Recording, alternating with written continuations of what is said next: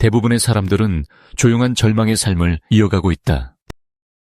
대부분의 사람들은 조용한 절망의 삶을 이어가고 있다. 150여 년 전 헨리 데이비드 소로가 월든에서 남긴 이 통찰은 오늘날 우리의 현실을 예언한 듯하다. 당시 그는 매사추세츠주 콩코드가 너무 시끄럽고 산만하며 분주해졌다고 생각해 월든 호수로 떠났다. 그로부터 한 세기 반이 지난 지금 우리는 소로의 시대보다 훨씬 더 시끄럽고 훨씬 더 분주하며 훨씬 더 절망적인 삶을 살고 있다. 모든 사람은 행복하길 원한다. 당신도 그렇고 나도 그렇다. 우리가 어떤 일을 하는 이유는, 그래서 이토록 바쁜 이유는 그것이 행복을 가져다 줄 것이라고 믿기 때문이다. 아침에 깨어나면서 오늘은 어떻게 하면 나를 비참하게 만들 수 있을까? 라고 자신에게 묻는 사람은 없다. 그런데 역설적이게도 우리는 행복을 향해 달리면서 행복의 반대편으로 향하고 있다. 여러분, 한번 생각해보세요. 우리는 정말 역사상 가장 풍요로운 시대에 살고 있잖아요. 그런데 이상하게도 왜 우리는 점점 더 불행하다고 느끼는 걸까요? 오늘 바로 이 불행의 역설에 대해서 한번 깊이 파고들어 보려고 합니다. 대부분의 사람들은 조용한 절망의 삶을 이어가고 있다. 헨리 데이비드 소로의 말인데요. 이게 150년도 더 된 말이거든요. 그런데 마치 오늘 우리 얘기를 하는 것 같지 않나요? 그 어느 때보다 지금 우리 마음에 더 깊이 와닿는 말일지도 모르겠습니다. 정말 그렇죠. 물질적으로는 그 어느 때보다 부유한데 정신적으로는 그 어느 때보다 절망적이라는 거. 이게 바로 오늘날 우리가 마주하고 있는 정말 기묘한 역설입니다. 이 모순적인 문장 안에 어쩌면 우리 시대의 자화상이 담겨 있는지도 모르겠어요. 자, 그래서 오늘은 이런 순서로 이야기를 풀어가 볼까 합니다.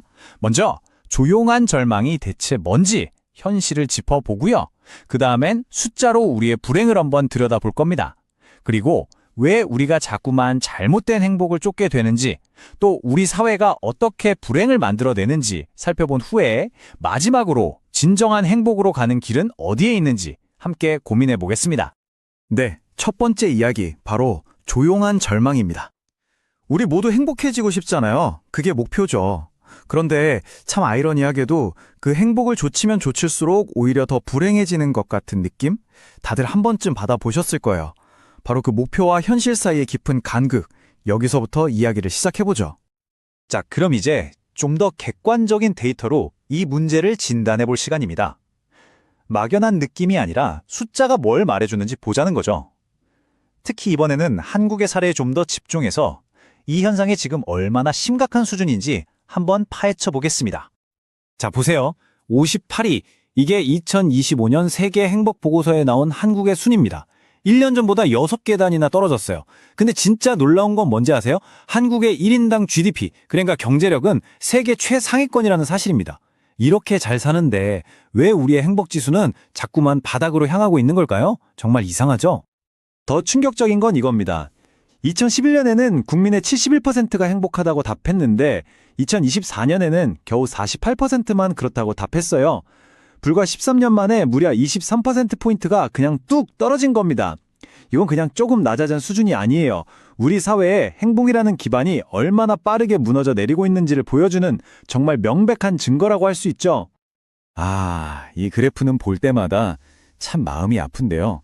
인구 10만 명당 자살률을 보면 OECD 평균이 10.7명인데 한국은 29.1명입니다. 거의 3배에 달하는 압도적으로 높은 수치죠. 이건 더 이상 몇몇 개인의 문제로 치부할 수가 없어요. 우리 사회 전체가 보내는 아주 심각한 위기 신호인 겁니다. 당신이 부유해질수록 머리에 총을 쏠 가능성이 높아진다. 와, 정말 도발적인 말이죠. 철학자 피터 크리프트의 말인데요. 좀 극단적으로 들릴 수는 있지만 우리가 지금 마주하고 있는 이 부유함 속의 절망이라는 역설의 핵심을 가장 날카롭게 꿰뚫는 말이 아닐까 싶습니다. 자, 그렇다면 도대체 원인이 뭘까요? 왜 이렇게 된 걸까요? 이제 세 번째 파트에서는 그 원인을 한번 찾아보려고 합니다. 먼저 우리 시선을 안으로 돌려서 우리 내면의 문제, 그러니까 우리가 어쩌면 잘못된 행복을 좇고 있는 건 아닌지 한번 들여다보겠습니다. 핵심은 바로 이 표에다 나와 있는 것 같아요. 우리가 뭘 쫓고 뭘 놓치고 있는지 한번 보세요. 우리는 부, 소유, 지위, 소비, 남들의 인정 같은 이런 외적인 것들을 얻기 위해 필사적으로 달리죠. 그러는 동안 정작 중요한 관계, 건강, 삶의 의미와 목적, 공동체와의 연결 같은 내적인 가치들은 전부 소홀히 하고 있는 겁니다. 완전히 잘못된 곳에 에너지를 쏟고 있는 셈이죠. 이렇게 잘못된 것들을 쫓다 보니까 그 부작용이 사회 곳곳에서 증상으로 나타나고 있습니다. 아이를 낳는 걸 기쁨이 아니라 경제적인 계산 문제로 여기게 되면서 세계 최저 출산율을 기록하고요. 쇼핑이 허전한 마음을 채우는 유일한 탈출구가 되죠. 관계는 점점 깨지고 우리는 행복해질 틈도 없이 늘 바쁘기만 합니다. 이 모든 문제들이 사실은 다 하나의 뿌리, 즉 잘못된 추구에서 비롯된 거라고 볼 수 있습니다. 하지만 이게 전부 네 탓이야, 네가 노력을 안 해서 그래 라고 말할 수 있을까요? 절대 아니죠. 이제 시선을 우리 바깥으로 한번 돌려보겠습니다. 우리를 불행하게 만들 수밖에 없는, 어쩌면 불행을 위해 설계된 것만 같은 이 사회의 구조적인 문제들을 한번 짚어보죠. 이 데이터가 많은 걸 말해줍니다. 직장인들이 번아웃을 겪는 이유를 보세요. 과도한 업무량, 비체계적인 시스템, 이게 압도적으로 높죠. 그러니까 번아웃은 그냥 개인이 나약해서, 의지가 부족해서 생기는 기분 탓이 절대 아니라는 겁니다. 우리를 둘러싼 이런 외부 환경이 우리를 끊임없이 소진시키고 있는 거죠. 맞습니다. 우리는 정말 거대한 압력솥 같은 사회에 살고 있는지도 몰라요. SNS를 켜면 끊임없이 남과 비교하게 만들고, 정치적으로는 불안하고, AI가 내 일자리를 뺏을까봐 걱정되고, 심지어 아프거나 직장을 잃었을 때 나를 지켜줄 사회 안전망마저 부실하죠. 이런 모든 압박들이 사방에서 우리를 꽉 짓누르고 있는 겁니다.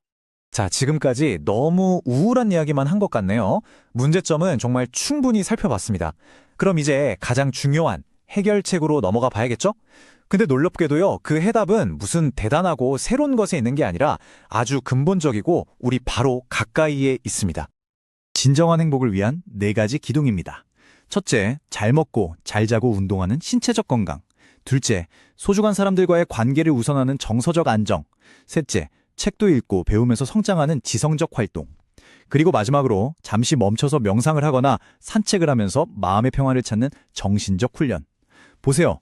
무슨 특별한 비법이 아니죠. 결국 행복의 해답은 이 가장 기본으로 돌아가는 데 있는 겁니다. 아마 이쯤에서 이런 생각하시는 분들 계실 거예요. 아니, 저런 걸 누가 몰라?